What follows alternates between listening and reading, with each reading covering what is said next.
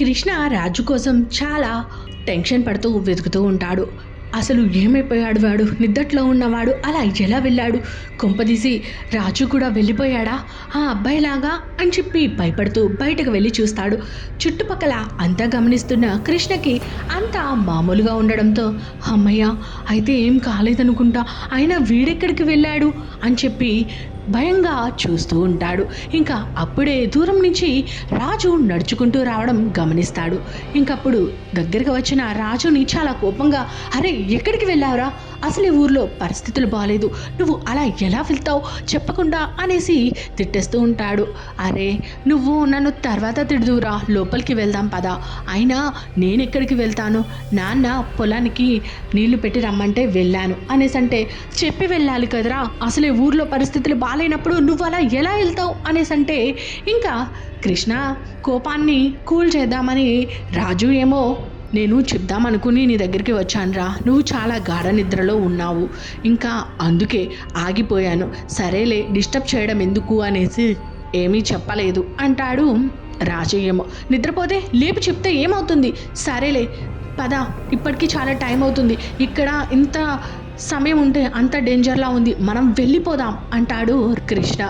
సరేరా అనగానే, అవునరా మర్చిపోయాను చెప్పడం, నేను రాణి రేఖలకు కూడా కాల్ చేశాను, మనం సిటీకి వెళ్ళిపోతున్నామని వాళ్ళకి చెప్పాను, వాళ్ళు కూడా బయలుదేరి వచ్చేస్తామన్నారు అనగానే, అరే వాళ్ళకి ఎందుకు చెప్పావురా, అసలే వాళ్ళు టెన్షన్ పడతారు కదా, ఎందుకు చెప్పావు అంటే, కూల్ రా, నేనేమి జరిగింది చెప్పలేదు, మేము జస్ట్ సిటీకి వెళ్ళిపోతున్నాం అని ఇన్ఫర్మేషన్ ఇచ్చాను, వాళ్ళు కూడా మీరు వెళ్ళిపోతే మేము మాత్రం ఇక్కడ ఉండి ఏం చేస్తాం, మేము కూడా వచ్చేస్తాం అని వాళ్ళు బయలుదేరారు అనేసి అంటూ ఉంటే, ఇంకా వీళ్ళు టిఫిన్ చేసి రెడీ అయ్యి బస్ స్టాండ్కి వెళ్తూ ఉంటారు. ఇంకా వీళ్ళని ఎవరో గమనిస్తున్నట్టుగా వీళ్ళిద్దరికీ అనిపించి ఒకరి మొహరొకరు చూసుకుంటూ ఉంటారు. వీళ్ళు పాడిపడిన గుడి దగ్గర నుంచి వెళ్తూ ఉంటే ఆ మాసిపోయిన గడ్డమత్తను గురించి గుర్తొస్తూ ఉంటుంది. ఇంకా ఎవరో వెనకాల పడుతూ వీళ్ళని గమనిస్తూ ఉంటారు. ఇంకా వీళ్ళిద్దరూ బస్ కోసం వెయిట్ చేసి బస్ రాగానే బస్ ఎక్కేసి అక్కడి నుంచి వెళ్ళిపోతూ ఉంటారు. ఇంకా బస్లో కూర్చున్న కృష్ణకి రాజు వాళ్ళ అమ్మ మాటలే గుర్తొస్తూ ఉంటాయి. నీకు అర్థమైంది కదా బాబు, ఇన్నాళ్ళు వాడిని ఊరికి ఎందుకు ఇంత దూరంగా ఉంచామా అనేది, వాడిని ఇక్కడి నుంచి నువ్వే జాగ్రత్తగా చూసుకోవాలి కృష్ణ, మాకు నువ్వు ఉన్నావనే ధైర్యంగా ఉంది, అందుకే నీ చేతుల్లో పెడుతున్నాం అని వాళ్ళ అమ్మ చెప్పిన మాటలు అవన్నీ గుర్తు తెచ్చుకుంటూ, నేనున్నాను ఆంటీ, మీరేం బాధపడకండి, నేను చూసుకుంటాను రాజుని, నేను రాజు బాధ్యత తీసుకుంటాను అని వాళ్ళ అమ్మకి ధైర్యం చెప్తాడు. ఏదేమైనా సరే రాజుని ఎలాగైనా జాగ్రత్తగా చూసుకోవాలి అని రాజు వైపు చూసి మనసు అనుకుంటూ ఉంటాడు కృష్ణ ఏమో. ఇంకా వీరు దిగవలసిన సమయం వచ్చేసరికి హాస్టల్ ముందు దిగి ఇంకా హాస్టల్కి వెళ్తారు. హాస్టల్ అంతా చూసేసరికి అక్కడ ఎవరు ఉండరు. ఇంకా వీళ్ళకి ఏమీ అర్థం కాదు. అప్పుడే ఒక ముగ్గురు అక్కడక్కడ తిరుగుతూ ఉంటే, సరేలేరా రాజు, నువ్వు ఒక 2 or 3 days ఇక్కడ ఎలాగోలా అడ్జస్ట్ అవ్వు, నేను ఏదో ఒక టూర్కి ప్లాన్ చేస్తాను, టూర్కి వెళ్దాం అనేసి చెప్తూ ఉంటే, అవే మొద్దురా పర్వాలేదు అనేసి అంటూ ఉంటాడు. ఇంకా రాజు మనసులో అలా ఊరిలో జరిగిన సంఘటనే గుర్తొస్తూ ఉంటుంది. చాలా భయంగా ఇంకా దాన్ని తలుచుకుంటూ అలా బాధపడుతూ ఉంటాడు రాజు ఏమో. ఈడి మైండ్ ఎలాగన్నా మార్చాలి అనుకుంటాడు కృష్ణ. సరేరా, నేను టూర్కి వెళ్దామంటున్నాను కదా అనేసి చెప్పగానే బయట నుంచి ఆ ముగ్గురులో ఒక అతను వస్తాడు.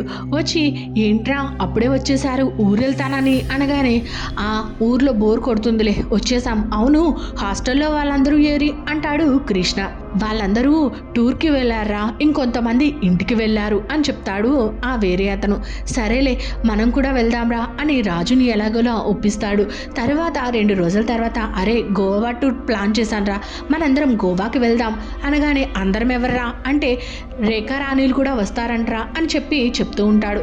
ఇంకా రాజు మాత్రం వాళ్ళ ఊర్లో జరిగిన దాని గురించి ఆలోచిస్తూ దానికి పరిష్కారం కోసం దిగులుగా ఉంటూ ఉంటాడు. కృష్ణ వచ్చి రాజుని తీసుకొని వెళ్దామంటే రాజు మాత్రం అలా భయంగానే ఏదో ఆలోచిస్తూ ఉంటాడు.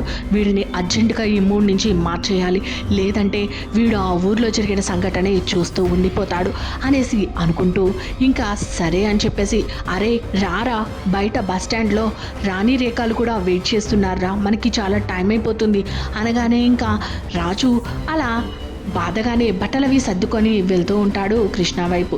ఇంకా వీళ్ళు ఎయిర్పోర్ట్కి వెళ్ళి అలా ఫ్లైట్ ఎక్కుదామని చెప్పేసి ముందు ఇక్కడ బస్ ఎక్కి బయలుదేరుతూ ఉంటారు. ఇంకప్పుడే అదేంటి రాజు అంత డల్గా ఉన్నాడు అని చెప్పేసి రాణి అడుగుతూ ఉంటుంది.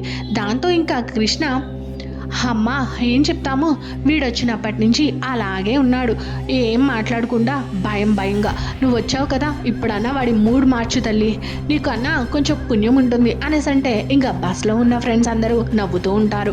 అందరూ నవ్వుతూ ఉంటే రాజు ఏమో అరే ఆపరా అని చెప్పి రాజు కూడా నవ్వుతూ ఉంటాడు. ఇంకప్పుడు రాజు పక్కన కూర్చుంటుంది రాణి, వెళ్ళి కృష్ణ పక్కన రేఖ కూర్చుంటుంది. వీళ్ళిలా కూర్చొని మాట్లాడుకుంటూ ఉంటారు. ఇంకా రాణి ఏమో రాజుతో, మీ ఊరు వెళ్తే నన్ను మర్చిపోతావా రాజు, అసలు ఒక్కసారి కూడా ఫోన్ చేయలేదు, అయినా నీకు నేను గుర్తుండనా అని చెప్పి అడుగుతూ ఉంటుంది.